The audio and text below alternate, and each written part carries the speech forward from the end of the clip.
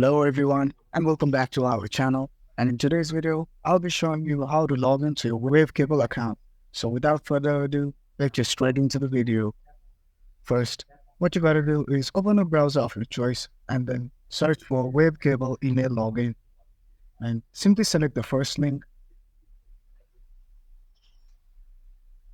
This will take you to the login page where you need to enter your username and your password. And once you've done that, you can tick the box which says remember me if you don't want to keep on entering your username every time you want to log in. And once you've done that, simply select login. And that's how simple it was to log into your Waveable account.